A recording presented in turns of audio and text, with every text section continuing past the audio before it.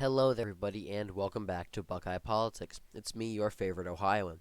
So today we're talking about the 2024 election, and we're gonna go kind of talk about a candidate who was kind of out of the blue, who's kind of coming out of the blue. Not a lot of people are talking about him, but he's a very serious contender to run in 2024. So looking at the candidates in the 2024 election, most people on the right will think of Donald Trump and Ron DeSantis in terms of who will run for the GOP. But what if I told you that a third candidate has publicly expressed interest in running several times and is a Republican mayor of one of America's largest and most diverse cities? Allow me to introduce you to Francis X. Suarez, mayor of Miami, Florida. Although the Miami mayoral election may be nonpartisan, Suarez has been a registered Republican his entire life. Before discussing how well Suarez could do if he got the 2024 nomination, I think we should first look at his policies and personal life. Suarez was born on October 6, 1977, to former Miami Mayor Xavier Suarez. Xavier Suarez was the first Cuban-born mayor of Miami, elected in 1985, and re-elected in 1987 and 1989 by large margins each time. His father was a very popular mayor who is well known for his city improvement projects, such as filling more than 1,500 potholes and his construction of many affordable homes. Xavier Suarez received national attention in 1990 when he refused to meet with Nelson Mandela over the South African president's remarks over Cuba. Overall, most Miamians agree Suarez Sr. was an excellent mayor. Continuing his father's legacy, Francis X. Suarez has won the mayoral races by landslide margins. Back in 2017, Francis won the election with 85.83% of the popular vote over William R. Baxter, an independent businessman. Francis Suarez was re-elected just a few weeks ago here in 2021 with 78% of the vote over Democrat Max Martinez. The Suarez family is blessed with winning by landslides, I guess. That said, I have a hard time seeing Francis winning the Republican nomination in a landslide, especially against someone like Trump or DeSantis. You see, Suarez really isn't all that conservative. I mean, other than saying he wants to abolish taxes and he's been very tough on crime in Miami, he really isn't what I would call your mainstream Republican. That is because Suarez imposed severe lockdowns during COVID, and he dedicated 40 Miami police officers to be constantly on the job enforcing mask mandates. They would give out tickets, fines, all that kind of bad stuff. Suarez also did not support Donald Trump in 2020 for his bid for re-election, voting for Joe Biden. Now, I could see I could see a lot of mayors and a lot of Republicans in more liberal-leaning areas did do that also.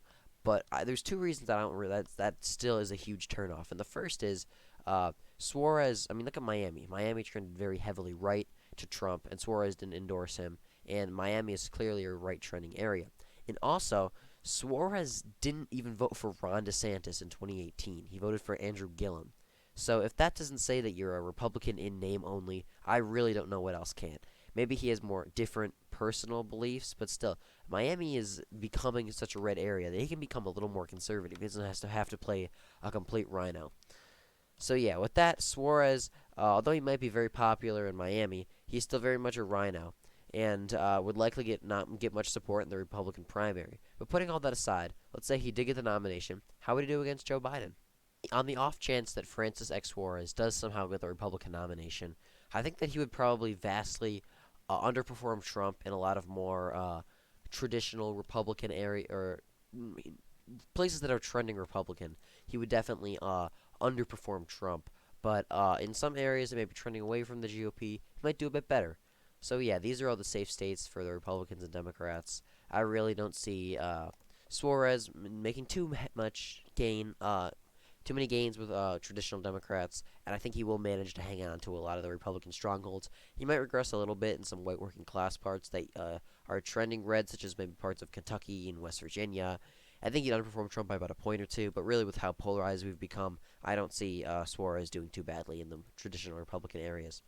Um, Suarez's likely states would probably include the states of Texas. Texas could be safe, honestly, but I'm going to put it as likely just because I think that Trump does definitely have a base in Texas, and specifically the rural parts. And although Suarez may accelerate it would be interesting to see if he would get a lot of Hispanic turnout, because a lot of Hispanics are becoming much more conservative than he himself is. So it'd be interesting to see if he could get that turnout. I don't think he would, honestly, because we've seen that Hispanics obviously don't play along with the identity politics. They care more about the actual politician.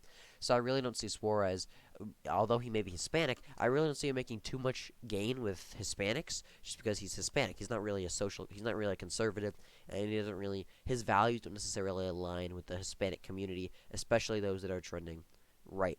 So I think he might do a little bit better than Trump in like the Rio Grande.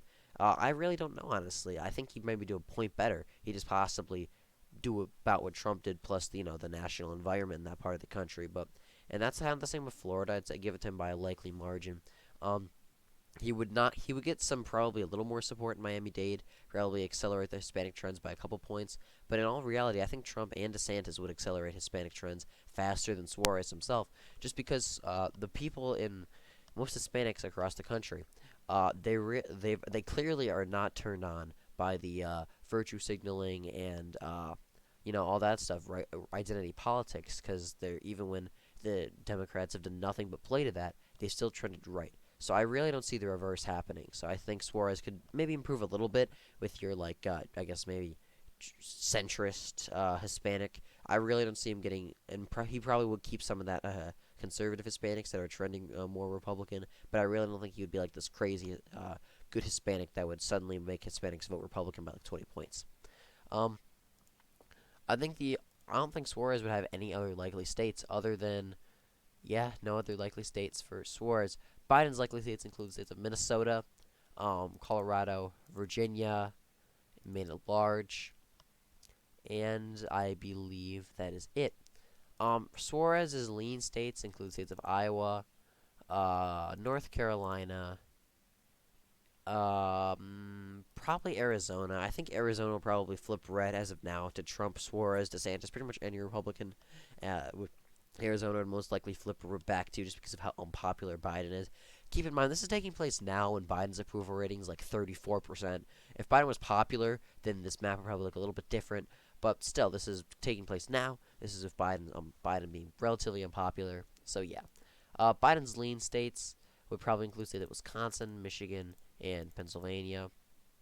The whole entire Rust Belt would probably be lean blue. Probably Michigan would be close to 4 or 5 points, while Pennsylvania would be probably closer to 2, 3. Wisconsin would probably be just about 1. Suarez, he might get a little bit of those that his Republican, traditional Republican turnout in in the Wow counties in Wisconsin, but he'd lose a lot of that white working class support because Biden he still has some white working class appeal. So if the Republicans nominate Suarez, yes, he might come through in places Trump regressed. But really, Biden's just going to flip all the driftless counties of Wisconsin back to blue. That's just it's kind of sad that people would vote for Biden over Suarez. But that's kind of what would happen. And similar stories in Michigan and Pennsylvania. Although the white working class vote is pretty much the reason that there's states like a state like Michigan is competitive. So if the Republicans not really having a candidate to appeal to that voting bloc, I don't see Michigan even being close. Probably a little closer, just because of how much the white working class has trended in some counties outside the Detroit area. But really, Michigan's not going to be all that much in play. Um, the other lean states for Biden probably include Maine's second district and New Mexico. Main second district is just trending blue, and Suarez might do a little bit better with your traditional suburbanites, but really Biden's probably still going to win it by a couple points.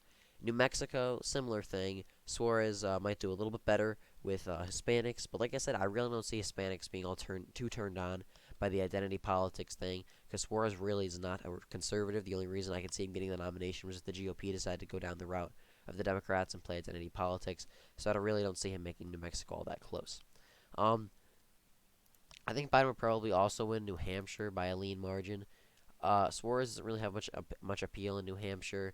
He could run as possibly on a slightly more like libertarian, I guess, maybe thing, because he's more moderate. But really, his lockdowns in COVID and Florida really showed that he's not much of a libertarian. I doubt it would work. I doubt the whole socially liberal, fiscally conservative thing would work. So yeah, I do think New Hampshire probably still lean D. Swing a little right, but still be lean D. Now Suarez's tilt states include the states of Ohio, Maine's second district, and that's really it. I'm going to be honest. I think Suarez would probably win my home state of Ohio back very narrowly. He'd probably regress in like the Columbus suburbs, and he'd do better in the Columbus suburbs and like traditional Republican areas like Cincinnati and Dayton.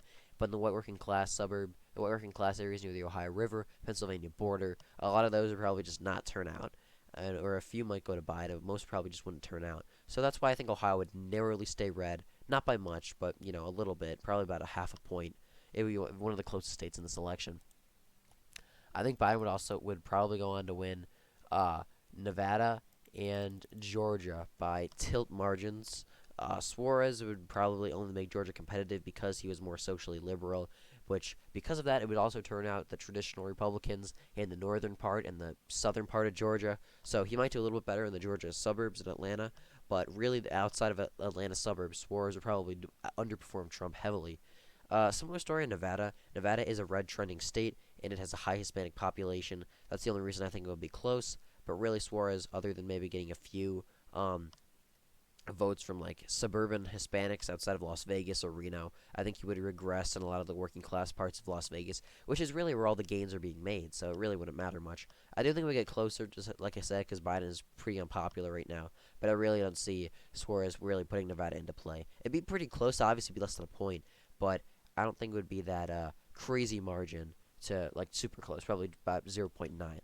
So with that, this is the 2024 election: Francis X. Suarez versus Joseph R. Biden. Biden would win re-election just because Suarez really he has the identity politics game down. He's perfect for that role, but a lot of the Hispanics that he would be elected to appeal to wouldn't buy it. They wouldn't turn out, or if they did, they'd probably vote about the same as 2020. And yes, Biden's unpopular, but really we need to have a good candidate to still beat him. So with that, thank you for watching. I hope you agree. Please like and subscribe for more, and I will see you in the next one.